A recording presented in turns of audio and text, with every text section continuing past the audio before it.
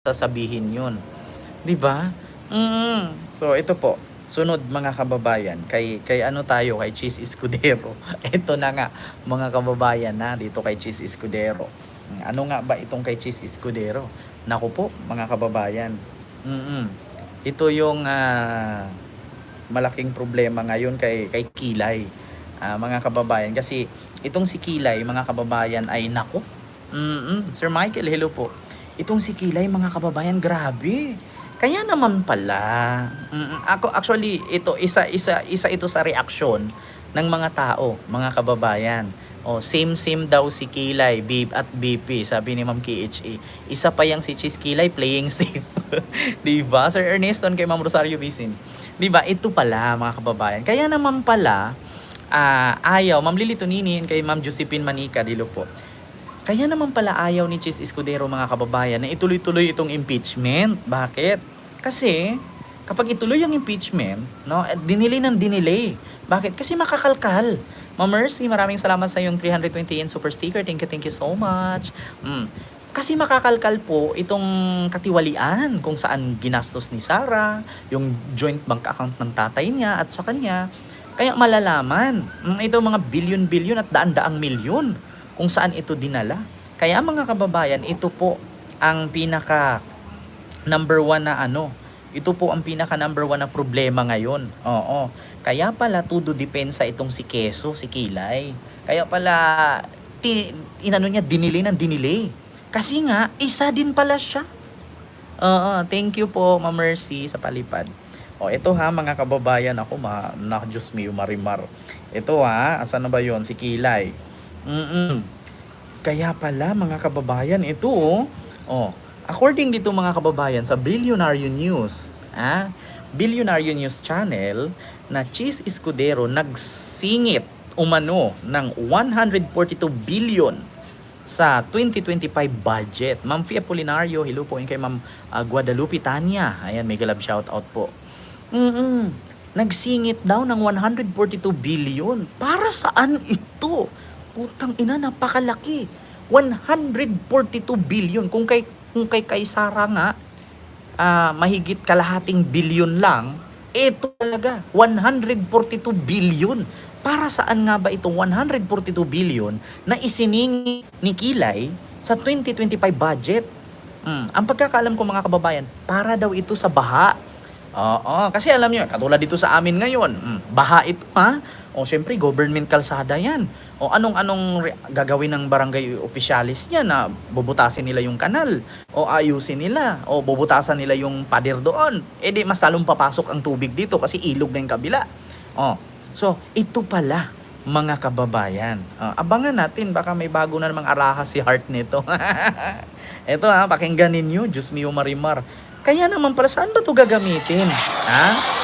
Kaliwat kanan ang pagbaha ngayon, pero tila may political storm din na namumuo sa Senado. Nako. Si SP Cheese Escudero nagsingit umano ng bilyong-bilyong piso sa 2025 national budget. Karamihan ng pondo inilaan daw sa mga questionableng flood control project. So nagsingit ng 142 billion. At itong mga pondo na to ay ilalaan daw para sa flood control. Nako, ang daming nabiktima sa flood control na yan.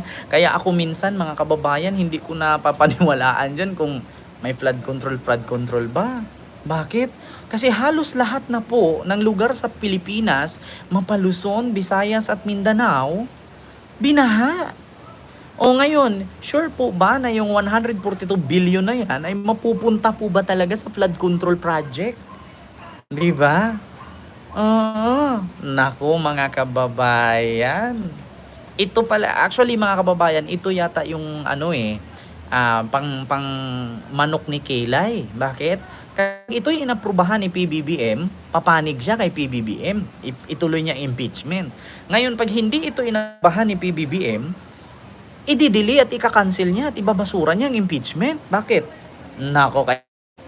Nako, Diyos mio, Marimar. Tuloy natin. Project. Narito ang exclusive report ni Dexter Ganibe ng Abante Radio.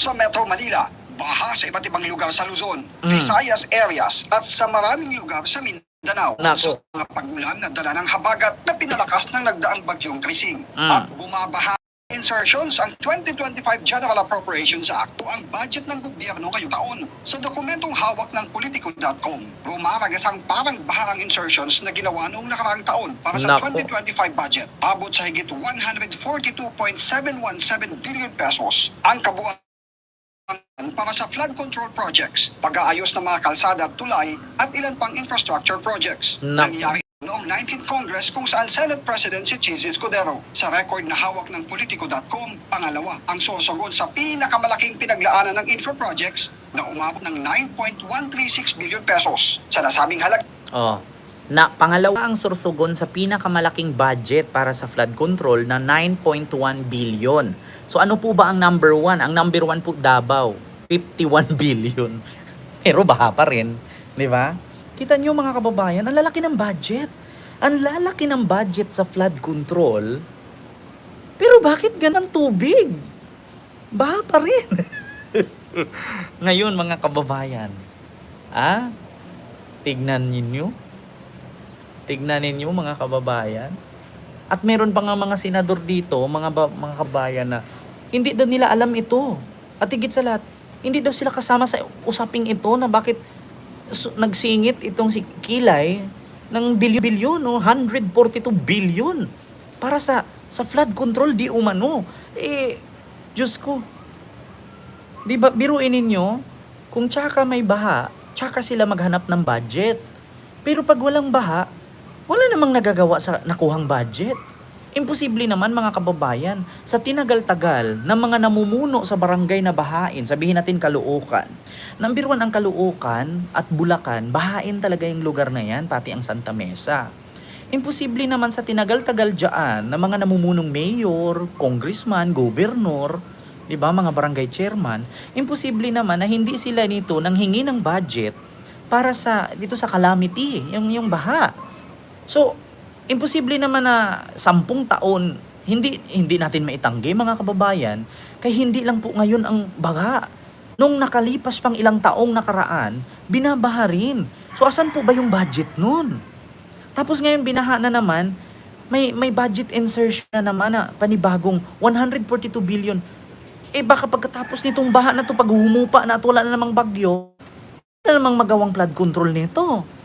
Di ba, Ma'am Zini Beredo, may love shoutout. So, saan naman pupunta itong budget na to?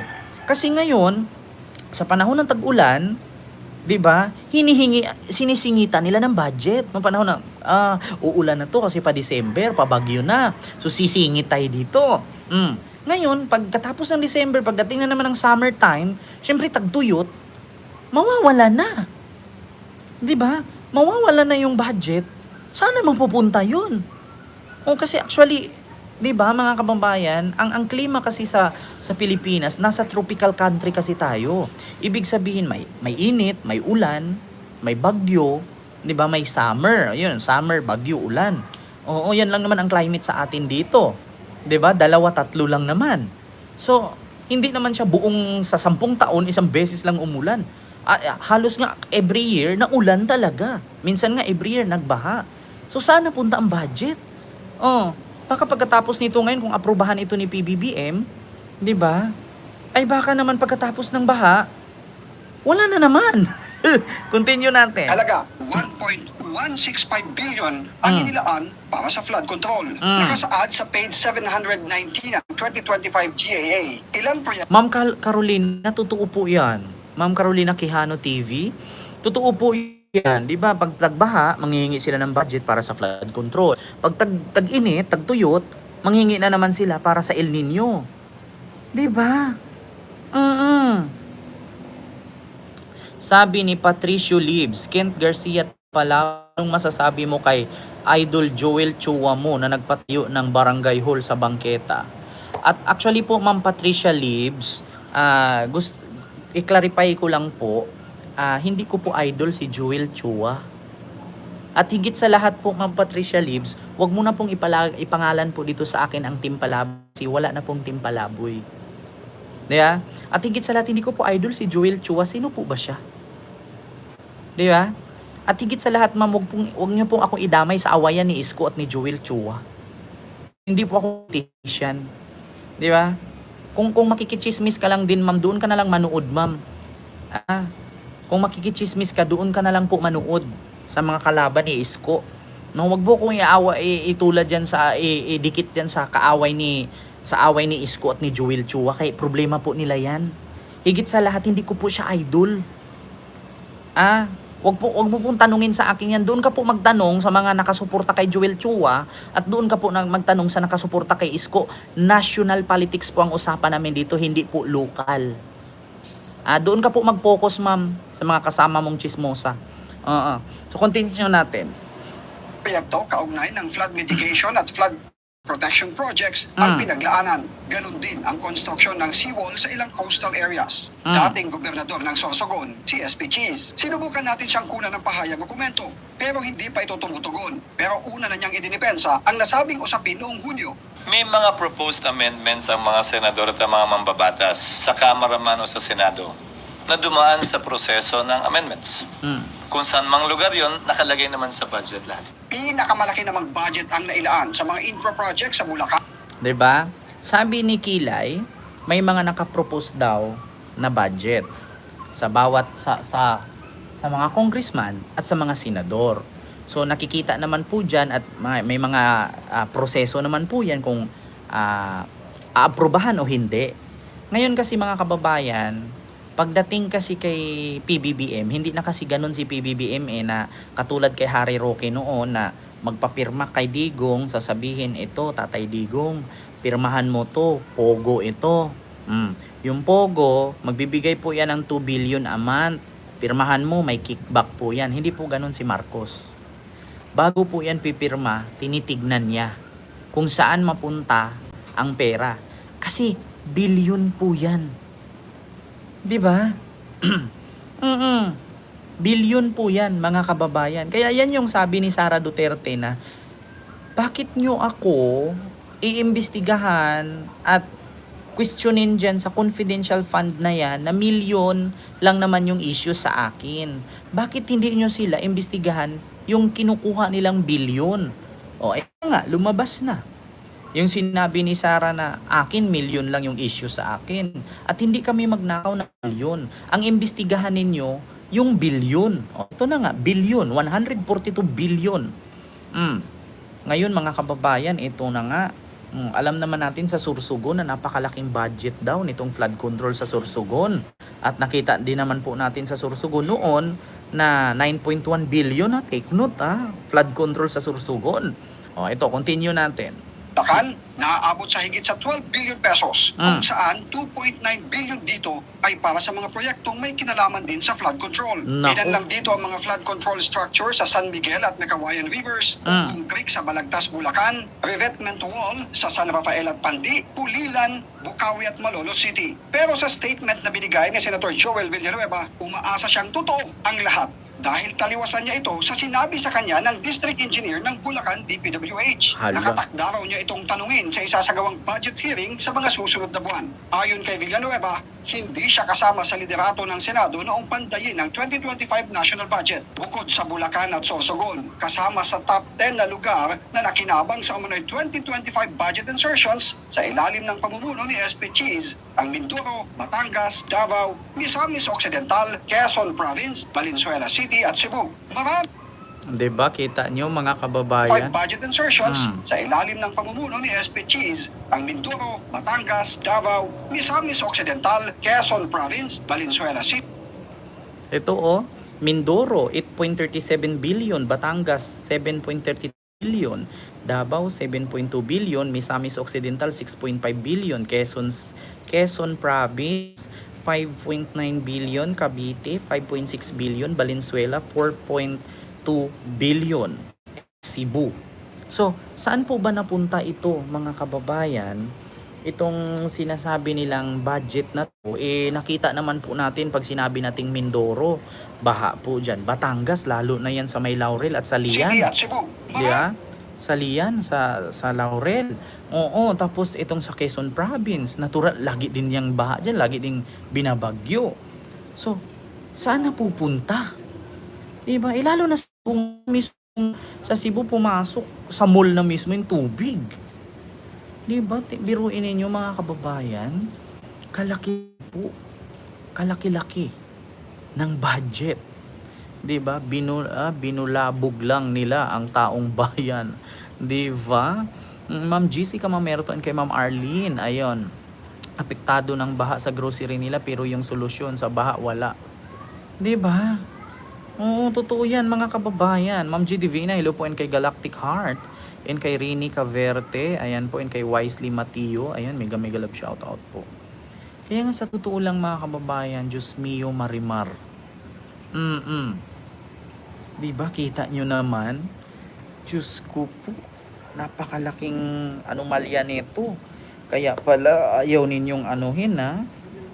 Dinidili-dili ninyo kasi marami din pala kayong anomalya. Diba? Si Rini Caberte, ayan, ang mag-M as nanakaw, mag-M as nanakaw, kampi sa kapwa magnanakaw, si Keso at si Saramaw, sabi ni Benji. Diba, ang laki ng parang nakulimbat nila. Kaya nga Ma'am Aurelia ayan, hair scree, hello po ma'am. Sana yung mga nakurakot, anong sabi ni Monclave, politiko na lang bahain. Diba, haler, maulan maritis ng gabi, sabi ni Ma'am Lit. Ang mahal pala ng palaman na cheese, 142 billion. Kaya diba, biruin ninyo, napakalaking mga budget na yan. At saka napaka-imposible. Kung ngayon, hinihirit yung mga budget na yan, ilang lugar lang yan na, hindi umabot 10. 142 billion. Paano kung hihirit pa yung ibang lugar? At saka, nakakapagtaka lang din po mga kababayan, pwede ba yung ganun na senador ka, tapos hihingi ka ng budget para sa lugar mo, sa Sorsogon na tulungan mo kasi binaha? Pwede ba yung ganun? So kung meron palang senador na ganun, di wala nang kwenta yung congressman dun at governor doon. Or else, ibigay ni senador kay congressman at kay governor. Ang tanong ngayon, baka pag-liquidate niyan or pag-audit niyan sa COA, kulang-kulang na naman at substandard na naman yung mga semento, malayo lang 2 taon, butas-butas na naman, bakal na lang ang natitira. 'Di ba? Parang tulay. Sa Isabela, maganda daw, bilyon ang halaga. Kayo. After isang taon, nung binuksan at dadaanan na, biglang bumigay. Kasi substandard ang ginamit. 'Di ba? Wait lang po ha, mga kababayan.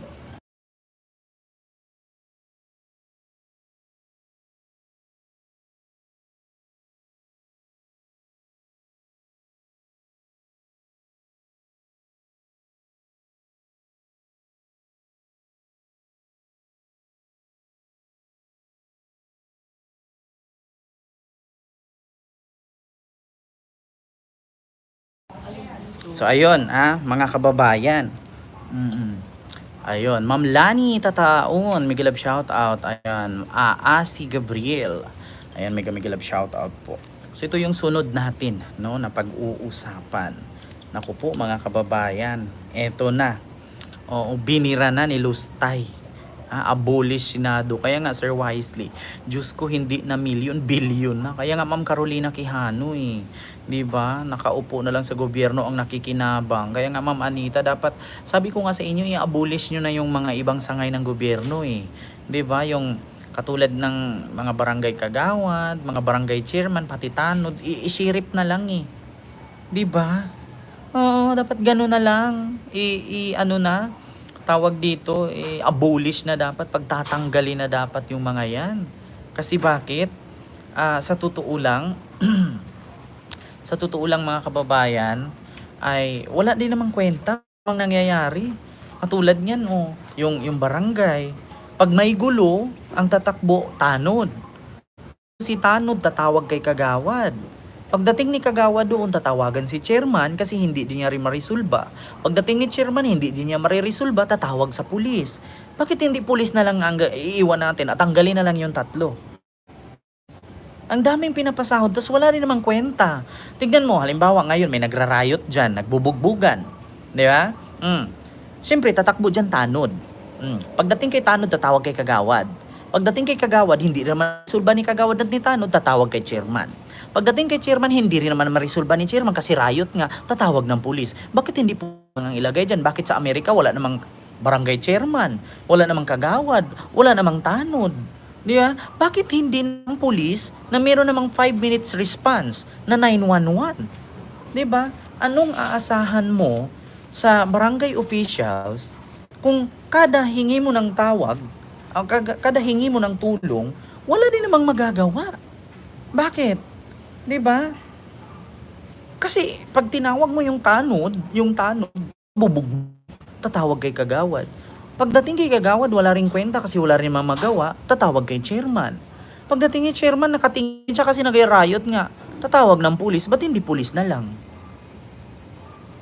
Diba? Dapat tanggalin nyo na yan kasi nagdadagdag lang yan ng sahod. Instead na yung ipasahod nyo sa mga yan, ilaan nyo na lang yan sa panggamutan, pang hospitals. Biruin nyo sa Metro Manila pa lang, ilang barangay yan, kada kanto barangay. Diba hindi nyo ba naisip yan mga kababayan? Every kanto sa Maynila, barangay. Diba? Tingnan nyo sa Maynila. Pag sa probinsya, kakalawak-lawak ng lupa, isang barangay lang. Sa Maynila, Diyos ko, every kanto barangay.